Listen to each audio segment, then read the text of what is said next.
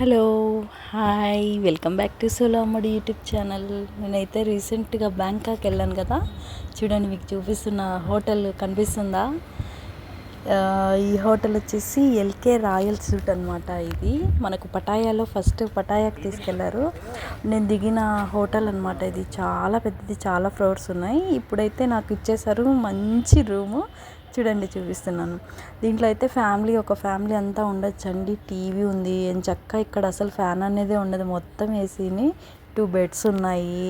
తర్వాత మీకు ఎదురుగా కనిపిస్తుంది కదా, ఆ కర్టన్ తీస్తే మీకు వ్యూ పాయింట్ మొత్తం కనపడుతుంది. చాలా అంటే చాలా చాలా బాగుందన్నమాట. తర్వాత వచ్చేసి ఒక ఫ్రిడ్జ్ ఇచ్చారు, మనం చిన్న ఫ్రిడ్జ్ ఏమైనా వాటర్ బాటిల్స్ అలా పెట్టుకోవడానికి. తర్వాత మార్నింగ్ సెక్షన్ టిఫిన్కి అయితే తీసుకొని వచ్చేసారు. నాకైతే ఏం తినాలో ఏం తాగాలో అర్థం కాలేదు. 40కి పైగా రకాలు ఉన్నాయన్నమాట. నేను సరే అని హోటల్లో టిఫిన్కి వచ్చేస్తున్నాను. టిఫిన్కి వచ్చేసి ఫస్ట్ అయితే చూస్తున్నా ఏం చేయాలా అని చెప్పేసి టిఫిన్ చేసేసా. చక్కగా కాఫీ తాగుదామనేసి కూర్చొని కాఫీ తాగుతున్నాను. కాఫీ అంతా కింద పోసేసాను, హోటల్ అంతా పాడు చేసేసాను. ఇదిగోండి ఫస్ట్ ఇదే అనమాట ఎంట్రీ. నేను టిఫిన్కి వెళ్ళక ముందు అన్నీ రెడీగా పెట్టేసుకొని హోటల్ వాళ్ళు అయితే ఎదురు చూస్తున్నారనమాట. దేనికి అందరూ టిఫిన్కి ఎప్పుడెప్పుడు వస్తారా అని ఎదురు చూసేసి స్టాఫ్ అంతా వెయిట్ చేస్తున్నారు. తీసుకున్న హోటల్ వచ్చేసి మనం తీసుకున్న హోటల్కి ఆపోజిట్లోనే ఎల్కే గ్రాండ్ ఎంపైర్ అని ఉంటుంది, అక్కడ అనమాట ఇది హోటల్.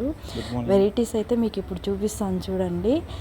అక్కడ ఫస్ట్ వచ్చేసి మనకి ఆమ్లెట్, నేనైతే తినలేదు, చాలా చాలా టేస్టీగా ఉందంట.